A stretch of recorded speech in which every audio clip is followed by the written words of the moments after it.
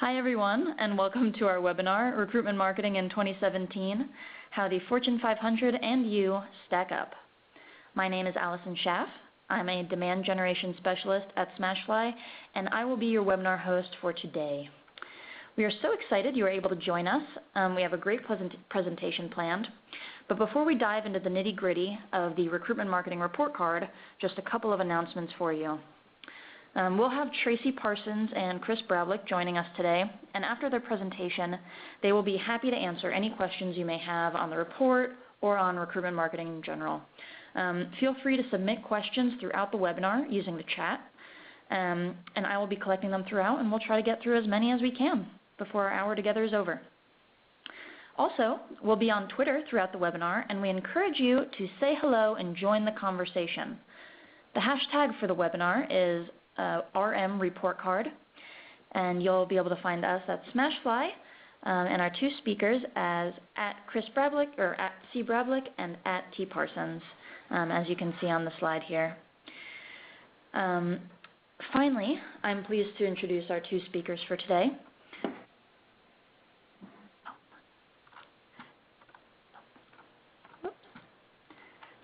So Tracey Parsons is the Director of SmashFly's Recruitment Marketing Practice, designed to help customers change their recruiting focus to how they interact with talent and measure outcomes at every step of the candidate journey.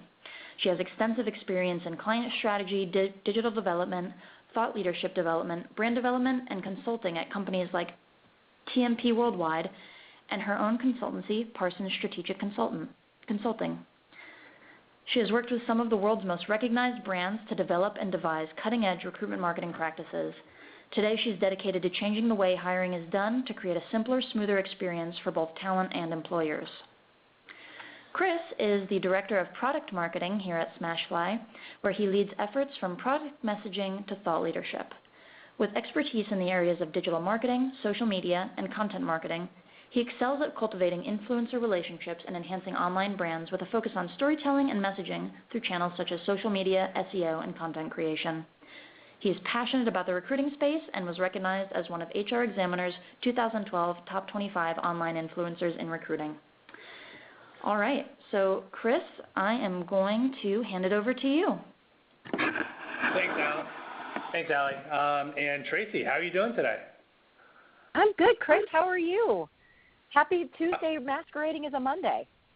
Oh, yeah, it's a lovely Tuesday afternoon, and I'm so excited to be talking around recruitment marketing and some of the really amazing practices that are happening today and how we're evolving our strategies. I will apologize kind of up front. I do have a little bit of a cold, so hopefully you won't hear anything on my end, Tracey, but if I do cough here and there, I hope you'll forgive me. Always. So, for today, when we're thinking about our strategies and what we really want to accomplish today is when I look at recruitment marketing and our strategies, I will take you through the research-oriented part of what we're doing in the Recruitment Marketing Report Card. So for anybody that has signed up, you will receive a link copy to the report after this presentation, which has a ton of valuable information. But what's really exciting about this is we also have Tracey here, who on a day-to-day basis is working with practitioners, helping them implement and execute strategies, and really think about what they're going to be doing today and what they're going to be doing tomorrow when it comes to recruitment marketing. When we talk around today's webinar, we're going to look at a few different things. First, we're going to talk briefly about some of the labor trends that we're seeing that are making things like the Recruitment Marketing Report Card and looking at benchmarking so much more important in talent acquisition. We're also going to take a look at the year-to-year comparison around our Recruitment Marketing Report Card. So this is the second annual time that we have produced this report at SmashFly, and we'll look at what we ultimately measured in 2015 and what we added to this 2016 report card. Then we're going to get into the meat and bones of today's conversation, and we're going to start looking at the practices that organizations are leveraging in their talent acquisition and their recruitment marketing and brand strategies. First, we're going to take a look at those best practices that are happening at a majority of the organizations in the Fortune 500. Then we're going to look at those emerging and untapped practices. We're going to dig a little bit deeper there because those are the areas where we can find the most opportunity to create a real competitive advantage in how we recruit and how we hire top talent. Last but not least, we will also give you some great key takeaways and recommendations throughout. I would like to give a few of those, but it's going to come mostly from Tracey because she has such domain expertise and is working with those customers and those practitioners on a daily basis. And so there's going to be a lot of pearls that you can walk away with from this presentation. Last but not least, please ask your questions throughout on the Q&A. We'll answer all those questions at the end of the presentation. All right, so let's get started on today's conversation. So to get started, when we look at the Recruitment Marketing Report Card that we've produced, and this is our second year, the reason why we started to produce it and why it's important is because what we're seeing is that there's a ton of labor trends, a ton of macro trends that are impacting the talent landscape that we exist and that we work in on a day-to-day basis.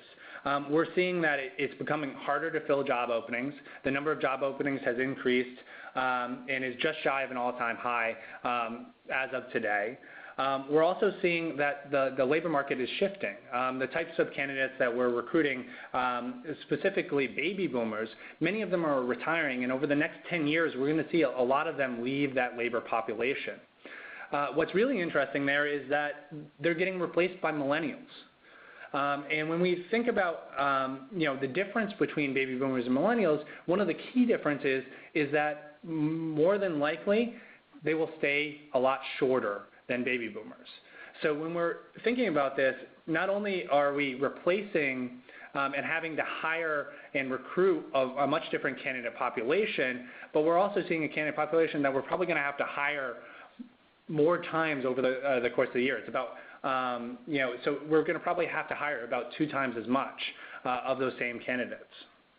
And last but not least, we're also seeing, and we're probably feeling the pressure, no matter our industries, on the skills gap that exists with a number of different industries, skills, occupations within that. And so all of it's really kind of culminating to, it's getting really hard to hire, and it's going to continue to get harder to hire.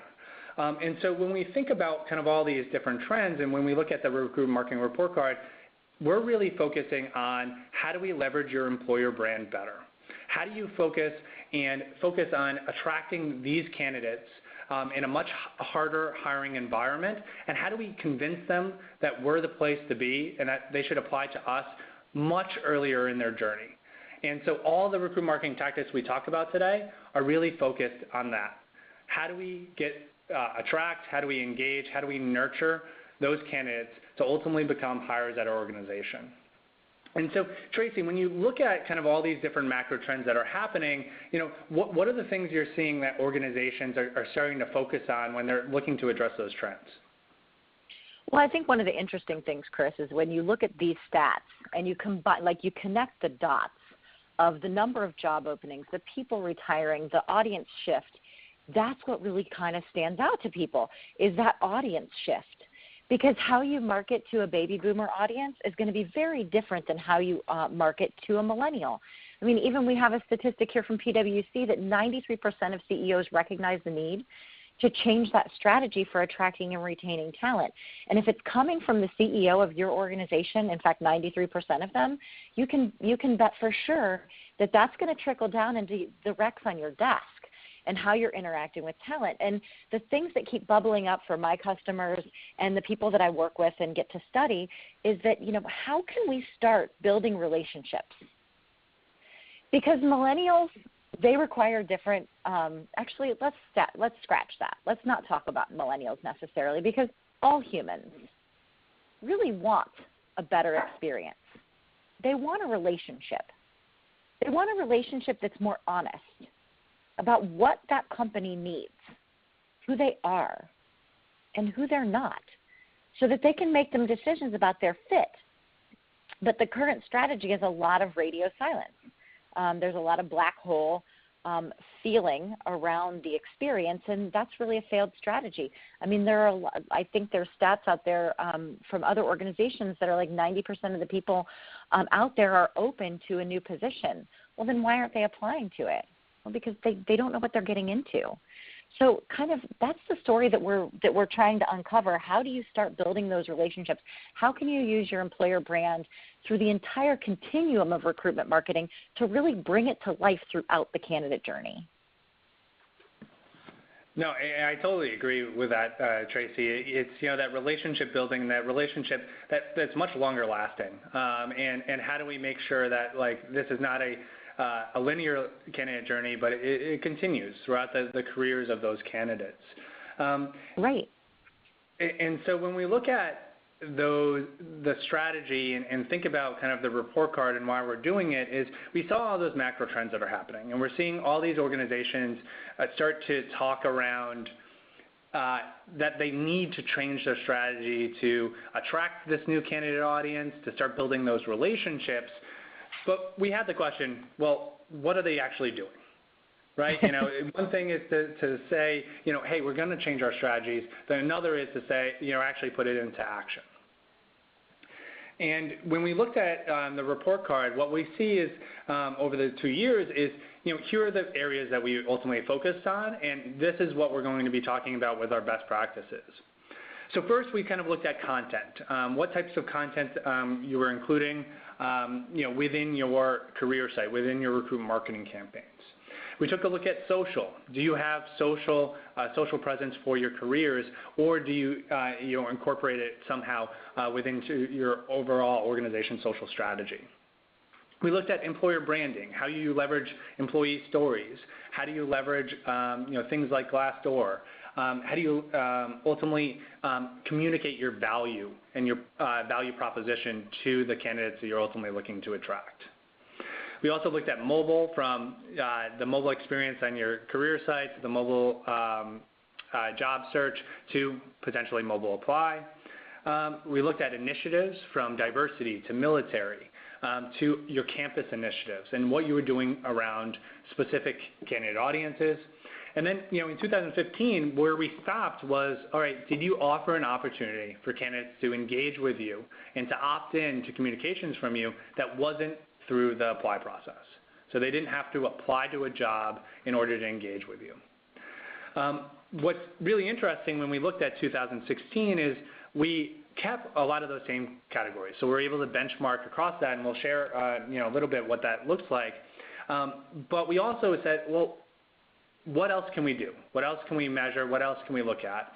And so what you'll notice is that there's going to be 3 new themes here, and we're actually going to talk a lot about these, so a little bit teased to later in the presentation. But we looked at not only are you capturing folks, but what are you doing to actually nurture and engage those? What types of content are you sending to them afterwards to build those relationships?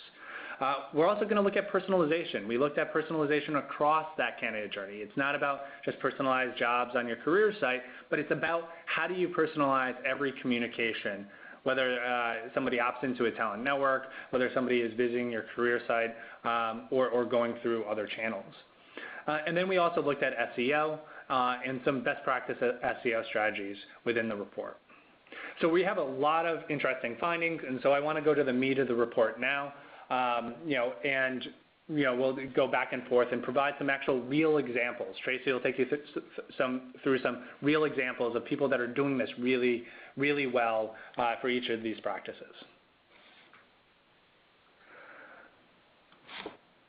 So to kind of look at what we did over 2015 to 2016, there were a few things that are happening here.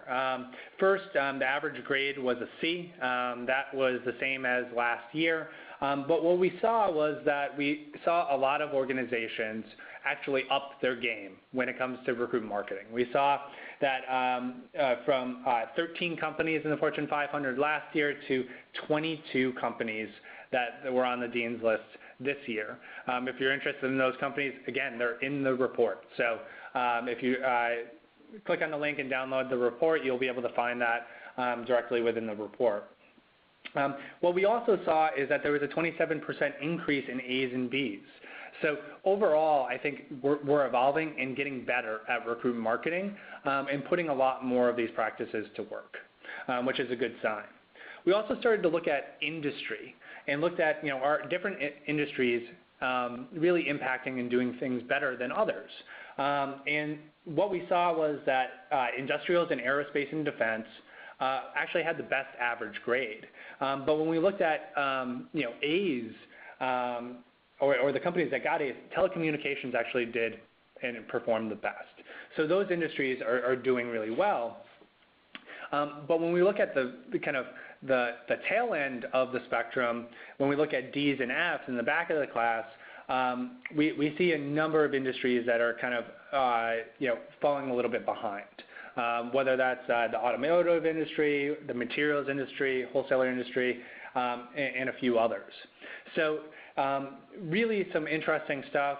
Again, all of this data is in the report. So if you want to dig down deep into the industries, we have all that information that's available to you there. So are any of those things surprising to you, Tracey, as you kind of look at the overall scheme and kind of the year to year? Some of it is actually, Chris. I love that there was a significant increase in people that are really getting actively involved in recruitment marketing. That spoke to me pretty solidly, and it made me wonder some causal things. Like, I wonder if there are any points of data of people falling off the Fortune 500 because they're lacking this unique strategy. Maybe they were in the Fortune 500 one year, but they have fallen off in the following year because they're really not having a great conversation with talent. That stood out to me. It stood out to me that telecommunications, it didn't surprise me that telecom was leading the charge. They have a very, very broad type of hiring that they have to do. So there were a few surprises, and then there's a lot of surprises in the actual data that we'll talk about later. Big surprises that maybe go, really? I think I've noticed that they really highlighted and capitalized. Yeah, it's a really interesting point. And I think one of the things we've seen in just general research around the Fortune 500 is that the number of companies that move in and out of the Fortune 500 over the past 15 years have increased dramatically than the 150 years before it. And so when we look at kind of adaptability of companies and who wins and who loses, adaptability is by far the key feature when we think about this. And that's really something that I think we hold dear when we talk about recruitment marketing strategy and bringing that into talent acquisition, is being adaptable to what's working, what's not. Well, and I think the people that are really showing themselves to be successful are focusing on building a connection to the brand versus building a connection to the job. And we've talked about that before, but I fundamentally believe that the connection has to be to the brand, because that's why people show up at your career site. They'll convert for the job, but they're going to stay for your culture.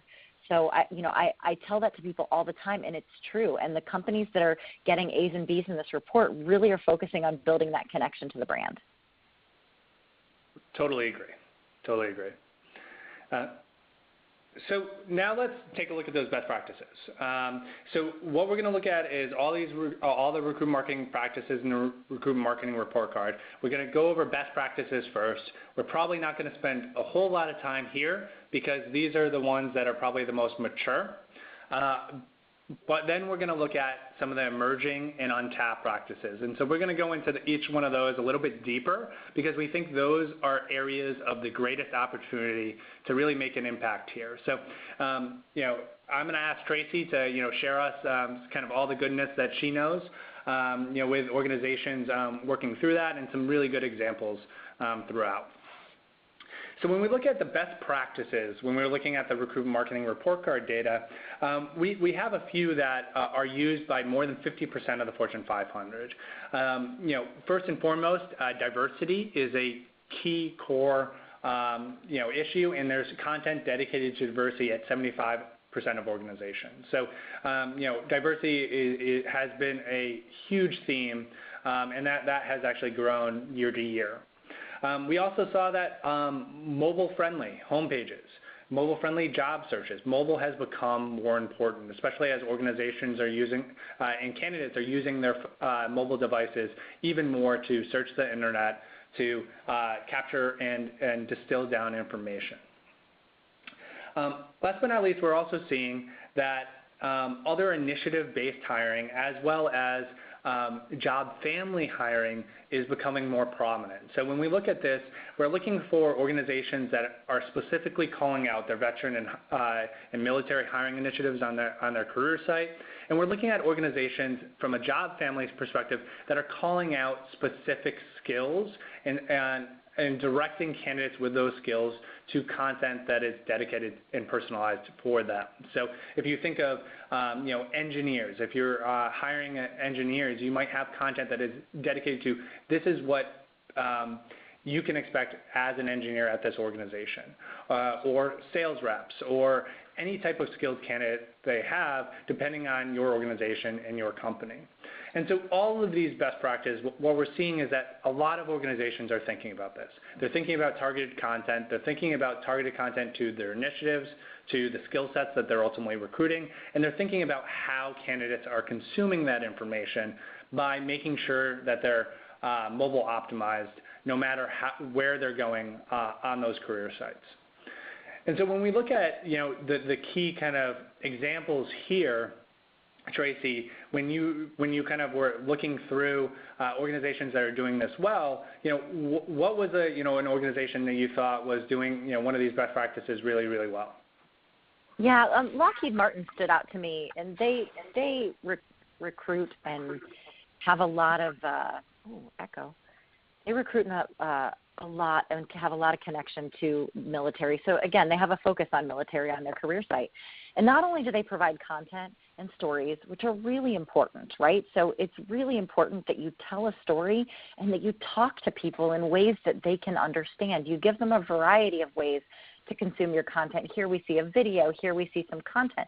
But look, there's tools too. And if we want to stand out to people and we want to help them build that connection to our brand, we've got to equip them with the tools and information and stories that are going to help them make a decision, that are going to help them make a decision to continue down the path or down that candidate journey with your brand or down the candidate journey with another brand. But holding off and not giving them that information creates a hole in that candidate experience and that candidate journey. So when you're not providing them with content, you're not providing them with tools, you're not providing them with real insights into what it means to work there, they're going to make decisions based on gut. And when they make decisions based on gut, they're going to leave. They're going to look for another job in 28 days. I think there's some more research out there that said, a lot of people in the first 28 days of their job start looking again because we didn't tell the real story. And particularly around military and diversity and job families, this is a great way to get that content out in front of them in a way that means something to them, that they can self-identify with. So giving people content that they can self-identify with is huge. So this is a really big opportunity for all of us. And it's a pretty light lift in many respects. If you can start finding ways to develop messages or content, no matter what channel. Again, they're going to interact with your brand on countless different channels, online, in person, with their friends and family.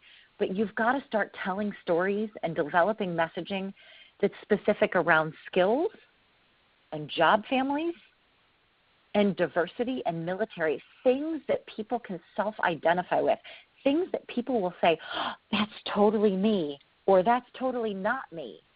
And even if it's totally not them, that's okay, you guys, because now there are going to be fewer people gumming up your ATS that aren't going to be a fit for your organization. So telling those stories and getting those out there is massively critical. It's a huge opportunity and great big white space. And you'll find throughout the examples that we're talking about today, the companies that are filling this white space are getting the lion's share of the talent. It's a big deal. I absolutely love that, Tracey. And the best way that I think to think about it too is from a consumer standpoint, you're hit up with information that's personalized to you, like from all different facets. Whether that's your email inbox, whether that's your iPhone or Android phone, you're getting bubbled up content that they think, based on their algorithms, that it fits to you. And so how can we in the candidate journey build that content so that we're answering the questions that they're trying to answer by going through our career site or doing research or going through those processes, is where can we bubble up the right content that feels really personalized, that gives them answers that are specific to them. Amen, Chris.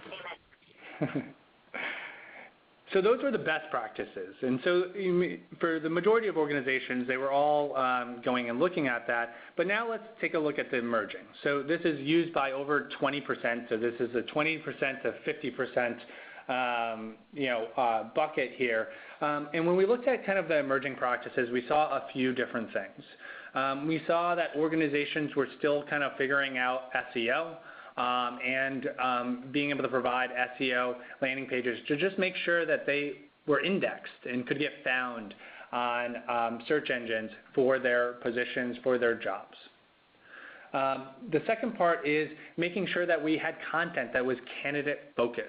And so how are we using employee stories and elsewhere within those organizations, and how are we actually setting expectations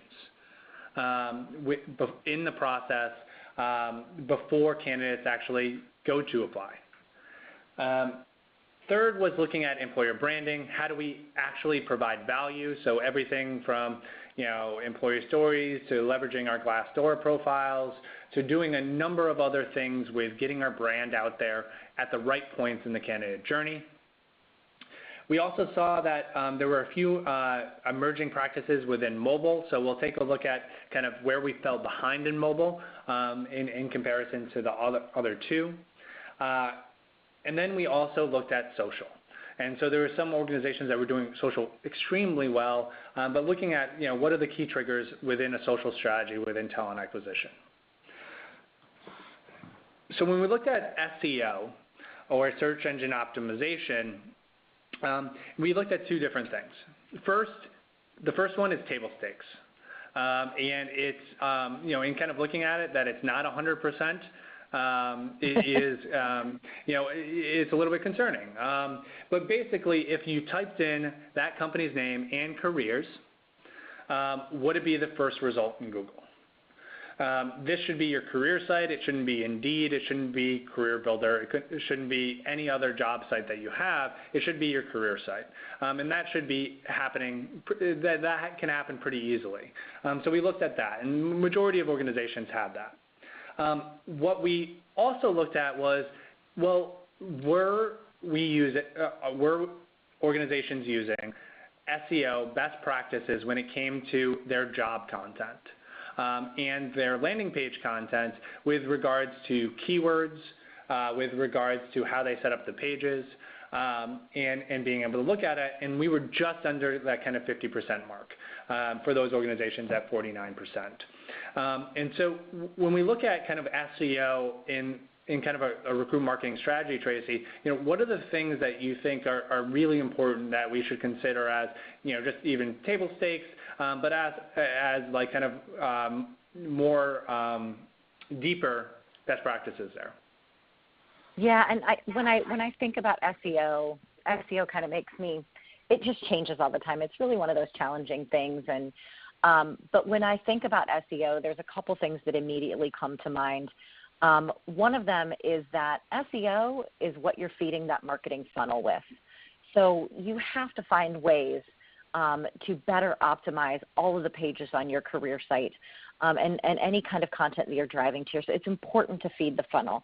And when I took a look at ExxonMobil and how they were ranking and how they were scoring, and I landed on this job description, I immediately was almost misty with joy. I got the feels. Because one of the things I always advocate is that you have to think through how people, the actual humans that you want to recruit, are going through their journey. What are they searching for? What are their skills? How are they looking for things? And you've got to get in that process with them. And then when you get them there, you got to keep them there and tell them what's in it for them. And when I see them leading with your roles and responsibilities and your skills and expertise, I swoon a little bit because honestly, for hundreds of years, it's all been about what we need and what we need. And it's starting to shift, and it's a great shift because it's a shift that has to take place. We need to talk to people like people and stop treating them like we're trying to requisition a desk or a computer. So, write your job descriptions like you would talk to a human, and write your job descriptions like a human would search for that job description on the internet. And guess what? It's going to work. I love those points. And, I think also with SEO, when we think about it, it's about the relevancy, as you mentioned. Is that content relevant to what those candidates are searching for? And we can understand, if somebody is coming from SEO and going to those pages, are they bouncing? And are we having abnormal bounce rates within that? And so with some website tracking, we can look at that. The other aspect, and I think that I'm not sure if many really think about it, is that mobile optimization standpoint. That's becoming much more important when it comes to SEO, and so we really need to make sure that our career sites are doing that. And I know most organizations are really going in that direction, but if you haven't, that is something that you should really be considering and looking to get up and running in 2017. Well, and one other point I want to make on SEO, Chris, is that yes, it is table stakes for your brand and jobs to come up at the top of Google, but that just makes the case for creating connection to the brand even stronger, because I'm not sure that's how candidates are searching for jobs. And as the owner of the SmashFly employer brand, if they are, thank you so much, because that's awesome, but I'm not sure they are. They're probably typing in Java developer or .NET engineer. They're not thinking about your brand. So the more connection you can create to your brand, the better that statistic of coming up first with your brand name and jobs is going to benefit you. Definitely agree. And so, I think there's a lot of work in just understanding, all right, who would want to get to this job, what are the search terms that they're thinking about, and ultimately providing that. And I know for anybody that's interested in this, I know we have some SEO resources at smashfly.com in the resources section that if you want to dive deeper could be very valuable. All right, so number 2 was looking at candidate-focused content. And so when we looked at organizations that were doing well in the candidate experience, and what they were doing is they were setting up really concrete expectations with candidates on what they were doing, and they were being helpful in the process of them finding careers, of them acquiring skills throughout the process. And so we looked at, first and foremost, are organizations outlining what that application and hiring process looks like? What are the steps in it? Who's going to be part of that? How long is it going to take? Things like that were really outlining that process. And did they provide any content or resources, whether that's in a blog or candidate-specific resources to candidates that were looking for their careers? That could be resume writing skills. That could be how to develop skills, engineering skills, and different ways to do that. So both of these areas, it's more so about how do we set expectations better, and how do we provide value to somebody looking for a job. And so we looked at these 2 areas. As you can see, we did much better in terms of outlining our own processes versus helping candidates in their own journeys. And so when you think about what this looks like, Tracey, what's an organization that really does this well in terms of outlining their process?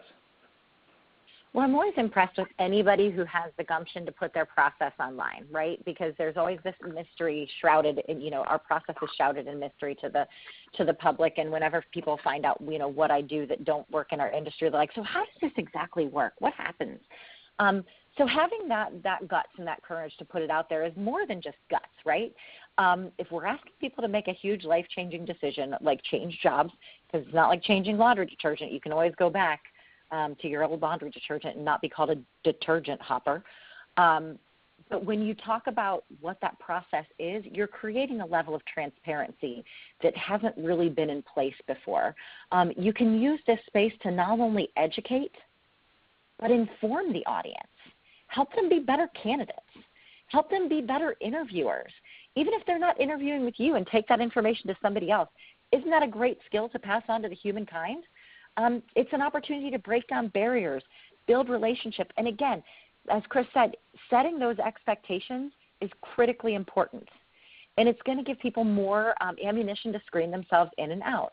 Like, for example, if you are going to do a 3-hour in-person live coding test, you should probably tell people that before they apply, because then that's going to come up. You're going to get really excited about somebody, and they're going to be like, I am not spending 3 hours writing code because I actually have a full-time job.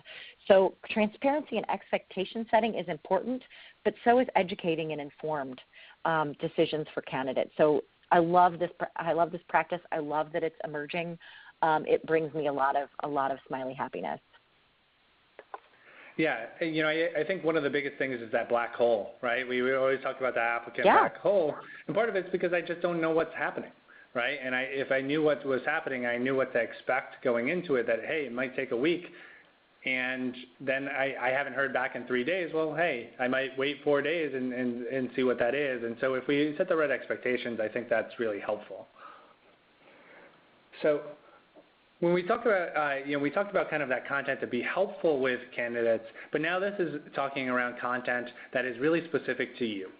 What is the value that you can provide to a candidate in their journey, in their career, to work for your organization and your culture?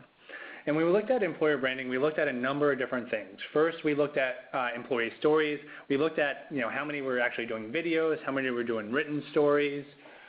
We looked at some of the email nurturing aspects of it, did they actually have branded emails that they sent out? We looked at the content that was embedded in those job descriptions. So when we looked at different areas there, we looked at that as well. We looked at leveraging Glassdoor and Glassdoor profiles within the career site resources that we provided, whether we were using widgets or something else. We also looked at a number of things that were happening here when it came to email, and whether we were actually sending it from our own company domain or if it was coming from a third-party source. And we looked at unique content that was existing within our job descriptions.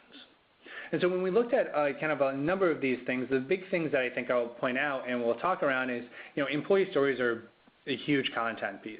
And so when you think about this, Tracey, when you look at, kind of employee stories and how they can be leveraged for the most bang for our buck, I know a number of organizations are working on producing these. What are the organizations that are really doing this well and really kind of leading with their brand, leading with their culture as they're going through their process?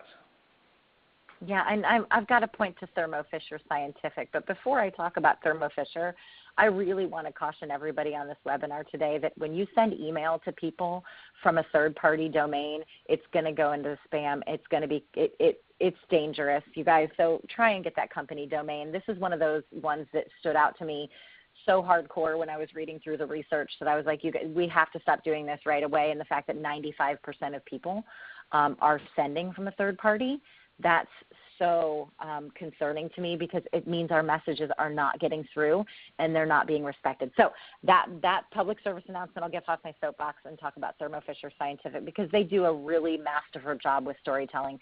And I'm starting to sound a little bit like a broken record. But here's the thing with storytelling. When you have a mission like Thermo Fisher Scientific, that you are helping people solve problems, and when you have people that come work at your organization specifically because of the problems that you're solving and how those problems have touched their lives, you have to find ways to tell those stories. And not only tell those stories in any way that you possibly can, but to cross-pollinate all of that content. And I mentioned it online a little bit ago on Twitter, so if you're not in the Twitter conversation, get over there. But, content is king. It's critical. You have to have it, and it has to be good, and it has to be engaging, and it really, really has to be authentic and true and real. Again, you're going to create buyer's remorse if it doesn't. But if content is king, distribution is queen. So people are going to interact with your content across a myriad of channels. And if you aren't propagating that content out in countless ways, online, in any capacity you can, you're going to be missing something. And that's one of the things that Thermo Fisher does great. Like, they've got this across the entire journey, and telling them what it's like and to work there, and really building that relationship, not just on the career site, but across all of the different channels that a candidate might touch. Yeah, no, I think it's just about telling those stories and making sure those stories happen at the right points in the candidate journey to the right candidates. And in the interest of time, and I know we have a lot of great questions piling up, we'll probably go, a little bit faster on each of the points kind of going forward, and kind of push it forward. So, we just talked about employer branding. Now let's talk around that mobile experience. And so really the big untapped practice here is still mobile apply. And so when we think about the difference between these three, the difference really is, one is, if they click that careers tab, where are they taken to? And so that might be on your marketing site, that might be on your marketing website. Mobile-friendly job searches, when I click search jobs, where am I taken to? Is that mobile-friendly? And is that mobile optimized? And then the last one, mobile-friendly apply, is if I click apply to a job, am I taken to a mobile experience? And so, Tracey, when you look at kind of mobile and companies that are doing mobile well, which company would be really good example here? Yeah, PepsiCo stands out for mobile, and I think that the thing that PepsiCo does really, really well is that they realize that people are coming to this instance to transact. They've done their research, they're making a decision, and they want to transact. And frankly, they want to do it on whatever thing is in front of them at that moment. So they've got a great experience that takes them through all of these pieces, and they've got a mobile apply for all job seekers. And it's a win because, again, they're coming to your site to transact. You've got to let them do it on whatever device they have. No, and we live in a multi-device world, and we expect the experience to be good no matter what. And we start on things, we come back to them, but it might be totally different devices, and it's really important to do that. In addition to mobile, social is a really big issue. And this is, a big talking point. I mean, you've probably been to conferences where you talk around, you should be using social media in your recruiting. But when we looked at, what we could research around organizations doing this, is we looked at a few different things. First, we looked, hey, can a job description be socially shared? Very simply, do you have a social sharing option there if a candidate, if an employee wanted to do that? Second, we looked at, do we have an actual dedicated social careers profile within that, or a hashtag to our careers within our social profile, and did we ultimately promote that on our career site? And then last but not least, we looked at, all right, well, if we did have a careers social profile, did we actually have content that was not just jobs? Was this not just a job list of updates, but actually had content around our culture, around our brand? And so, Tracey, when you think about kind of social and the best practices of actually creating kind of a social community and a community around social profiles, what are some good examples to kind of take to heart? So there were too many for us to put in this deck. We went through a lot of them. But we did want to call out HP for doing great things. They've got their dedicated careers channel, and they spend a lot of time talking about life at HP and what it means to work there. Again, creating that alignment with stories and content and things that you share. And Chris, I'll be interested to see next year if there's an emerging practice around content curation and how much third-party content people are sharing to help build that brand. But telling people what it's like and telling them the truth in an authentic way, it's a big win, and HP's doing an awesome job at that. So, Tracey, when we look at those kind of all those emerging practices and what we can do tomorrow, or at least get started with tomorrow, what are the quick wins that you see that really exist here? Yeah, so again, it's kind of putting all those things together, and it's really about transparency and authenticity, and I really hate those words because they're buzzy, right? They don't really mean anything. But what I'm trying to get at is that there are channels that everybody is using today that they could be interacting with your employer brand on, things like Twitter, Facebook, LinkedIn, telling the real story about your employer brand, and even the good, the bad, and the ugly, right? So there are great things about all of your employer brands, and you know that there are not great things about all of your employer brands. There are elegant ways to tell that story, the not so great things, because now you're going to have a more informed candidate, or again, somebody that's screened themselves in and out. And when we talk about transparency, having a Glassdoor button or widget in your career site is a huge deal. It tells them that you're not ashamed. Go check out our reviews. We want you to make an informed decision. Having that there is a quick and easy win. And then adding those social share buttons to job descriptions is a great way to amplify any of your job descriptions out there to people who might be reading it and have an interest in sharing that with their friends. So those are nice 3 quick wins that everybody can get cracking on tomorrow. Fantastic. So those were the emerging practices that we saw. Now, these were the ones that no one was doing, right? These are untapped. These are evergreen. These are the ones that if you started to do them today, you could have an advantage in the market. And so they're all used by less than 20% of the Fortune 500. And, what's interesting is these are a lot of the practices that we looked at that we added to this year's report. And so it really went to email nurture practices. So what are we sending to candidates once we've captured them into our talent networks? It looked at personalized content that we provided at a number of those different stages and channels. And it also looked at talent network capture and our ability to capture candidates to send not just job alerts, but employer branding content as well. And when we looked at these, this was probably the most eye-opening graphs and a group of stats that I saw. And this was all around what are we sending to candidates once they opt in. And what we saw was that 44% were just receiving job alerts. So on a consistent basis, they were receiving job alerts. We also looked at confirmation emails. So it was that automated confirmation. Hey, thank you for joining our talent network. Just being able to respond to their actions.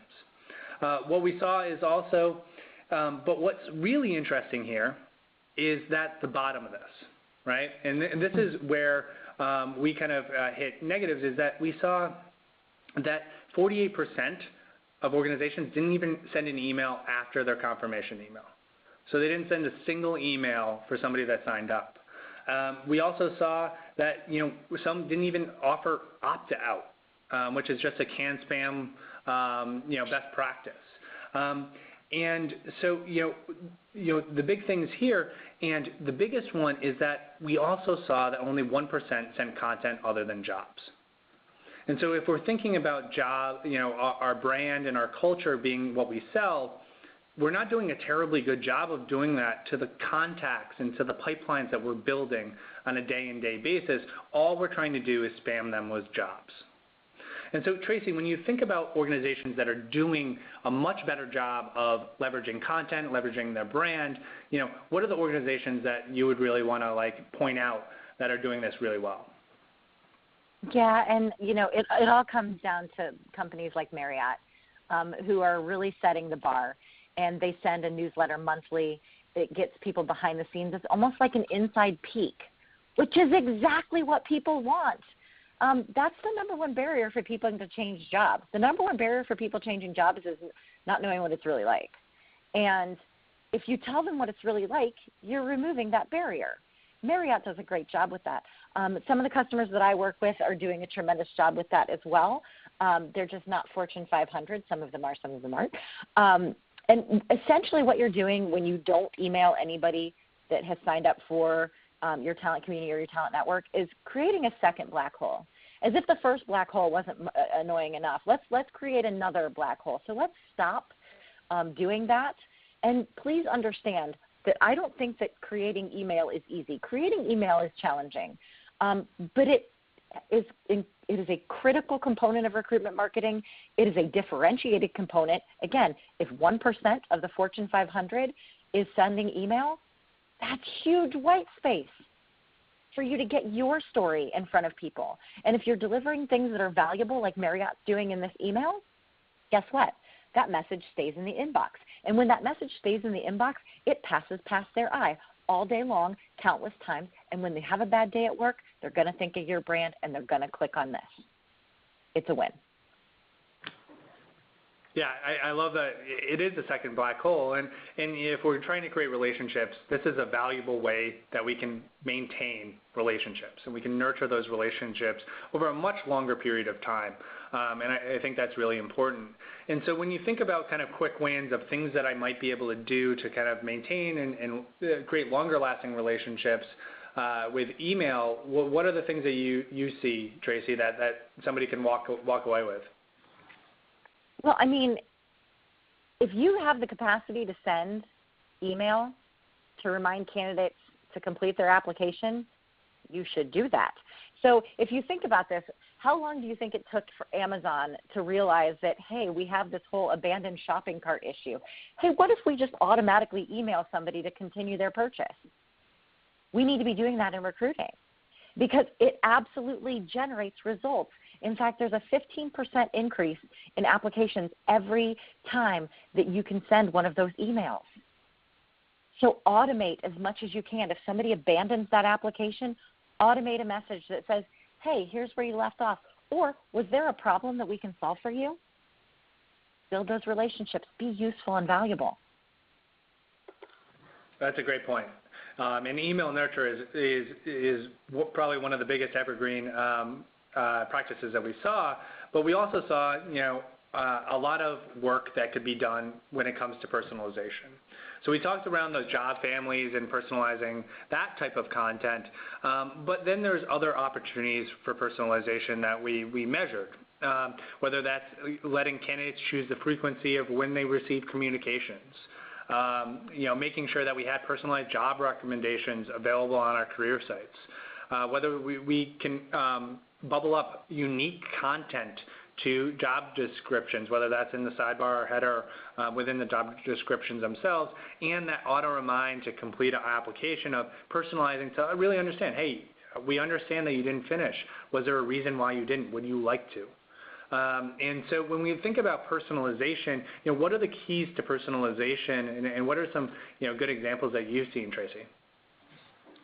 Well, and some of the good examples, and personalization gets a lot of lip service these days, and Comcast does a really nice job. They do job trailers, right? So we talked about talking to candidates like humans. Well, you know what you should let? You should let the humans talk to humans about their jobs, and that's what Comcast is doing. And when you see and hear somebody doing the job, that's delivering personal content. But that's only at that middle point of the funnel. Right? So you've attracted them in through search or a variety of opportunities. They get to your career site, and if you think that personalization stops at your career site, you're missing the fun. Because they're going to interact with your content on the career site. And if it's personalized, great, like this is from Comcast. But what about landing pages that your email campaigns can drive them to? What about specifically targeted email campaigns? That can really personalize the content and experience for people. So there's that whole front-end experience, which is important. I'm not saying that it's not. But we're missing the entire back end of that experience. Once somebody has raised their hand to learn more about your brand, you have a very unique opportunity to educate them about their brand and make that content highly targeted and highly personal. And that's where personalization is the rubber that meets the road with personalization. It's that back-end conversation you can have somebody that's going to convert them every single time. That's the point of conversion. I like that a lot. And it's around, how do you personalize at any step of the candidate journey? It might be on your career site, it might be in those email campaigns, it might be someplace else. So a lot of great points there. Our third real emerging category was around talent networks. And so when we looked at this, we really split it out into two categories: job alerts, So this was just an automated alert for whenever a job came available. And talent networks were really focused on not only potentially job alerts, but also employer branding content, so culture content, all those things that we talked about. And we also looked at not only if it was included as a button on the career site, but was it included in the apply flow? So when somebody clicks apply, they're asked to join a talent network as a step in the apply flow process. In both cases, we saw that not a lot of organizations were doing this. And so when you think about kind of the big opportunities for organizations, what are you seeing here, Tracey? Well, I mean, if we're sending, again, it goes back to that nurturing. 20% of the Fortune 500 are sending something, but they're not sending anything beyond jobs. And job alerts are amazing. They do a great job at bringing people in and getting applications. But are they good applications? Are they quality applications? Are they people that we're going to hire? You're never going to know that unless you're really targeting the content and creating something beyond jobs. So it's a really big opportunity for everybody listening here today to go back and start creating really great content that you can start emailing your talent to help them understand what it means to work there. Email them. Get that message in the inbox. Give them an opportunity to learn something about your brand. And when they're having a bad day, they're coming to you. Totally agree. And this is, an area where I think a lot of organizations are looking to get better. As I said, our resource section at SmashFly.com has a ton of resources on nurture, on how to build a lot of these programs and type of content. A lot of valuable resources available there as well for anybody that's interested. So when we think about that, we went through kind of the best practices, emerging and the untapped.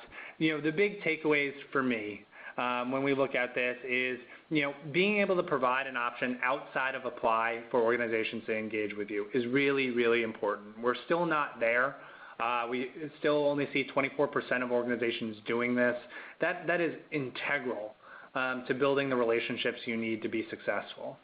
The other aspect is that what you do after you capture them with that nurture aspect, we're doing a really poor job of that. And so as we think about that, what is the content that we're going to be sending to these candidates? How can we make it more personalized? How can we make it more valuable to those candidates as we're going through that process? And then last but not least is that, we can use content a lot better. And we can start to leverage the content that works, like employee stories, across all the different channels and across the entire candidate journey in much different places. And so when you're thinking about that, if you have a content piece, repurpose and reuse that content piece in a number of different places whenever you have it. Don't just put it on your career site, but bubble it up into the right places. All right, Tracey, Chris, thank you so much for joining us for the presentation today. We have like 1 minute for Q&A, so are you guys up for some rapid fire questions really fast? No. All right, awesome. Let's do it. So what are some recommendations for the specific channels for the content on our career site? Asks Joe. Say it one more time, Allie. Sorry. Yeah, so when you think about that specific content, so I think it's the content when you're gearing towards job families. So, I think what do you have today? So there might be content around, employee stories. Again, most organizations have some sort of employee stories. If somebody is, a chemical engineer or a Java developer, they probably want to understand, hey, what coding languages are you doing? Like, think about what they want to know on those pages and, really geared content towards them for that. That might be talking to your engineering team. It might be talking to your sales team and go, hey, what are the things that you think is cool at working this organization? And it might be repurposing some content that you already have on the pages that you're seeing candidates go to. Great, thank you, Chris. Tracey, one for you. Real fast, how often do you think is best to email the talent network? Once a month, twice, more? Once a month seems to be a good going rate. And Every other week seems to be a little bit dropping in terms of conversion rates. We see a little bit worse conversion rates when it's quarterly. So once a month or every other month, it seems to be ideal at this time. Awesome. All right, thank you so much. Unfortunately, I'm going to stop us there. We don't have time for any more questions, but what we like to do is take the questions that we didn't have time to answer during today's broadcast and send them over to our content team to make sure they get answered and put up on the SmashFly blog. So keep an eye out on the blog. In the next week or so, we should be able to get to all the questions we didn't get to. Chris, Tracey, thank you for an awesome presentation. You guys were fantastic. I know I learned a lot. And thank you everyone who joined us today. We really appreciated you being on this webinar with us. So thank you so much. I hope everyone has a wonderful rest of your afternoon, and you will be receiving a copy of the recording and slides from us shortly, as well as the Recruitment Marketing Report Card. All right, well, thank you so much. Have a great day, everyone. Thank you. Thanks, Allie. Bye, Chris. Bye, Trace. Bye.